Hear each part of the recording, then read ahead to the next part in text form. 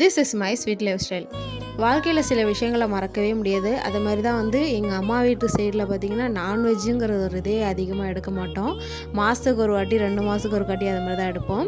ஆனால் அப்படியே ஆப்போசிட்டு மாமியார் வீட்டில் வெறும் நான்வெஜ் தான் அதிகமாக இருக்கும். எப்போ போனாலும் மாமா 2 கிலோ 1 கிலோ அது மாதிரி தான் நான் கறியாக இருந்தாலும் சரி மீனாக இருந்தாலும் சரி எடுத்துகிட்டு வருவாங்க.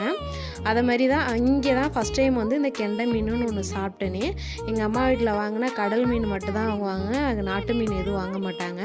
இங்கே அப்படியே ஆப்போசிட்டு. அதிகபட்சம் இங்கே குளத்துலலாம் மீன் பிடிக்கிறனால கெண்டை மீன் மட்டும் தான் மாமா வாங்கிட்டு வருவாங்க. எங்கள் அத்தை மீன் குழம்பு மீன் வறுவல் செஞ்சால் டேஸ்ட்டு சூப்பராக இருக்கும். அவங்கள்ட்ட கற்றுக்கிட்ட டிஷ்ஷு தான். ஃபஸ்ட்டு மீனை கழுவி எடுத்துகிட்டு உப்பு மிளகாத்தூள் புளி கொஞ்சோண்டு தேங்காய் பேஸ்ட்டு போட்டு நல்லா ஊற வச்சதை எடுத்ததுக்கப்புறம் ஒரு தோசைக்கல்லில் எண்ணெய் ஊற்றி இந்த மீனை போட்டு எடுத்திங்கன்னா மீன் டேஸ்ட்டு சூப்பராக இருக்கும். நீங்களும் ட்ரை பண்ணி பாருங்கள் எப்படி இருக்குன்ட்டு. தேங்க்ஸ் ஃபார் வாட்சிங் அண்ட் கீப் சப்போர்ட்டிங் மீ.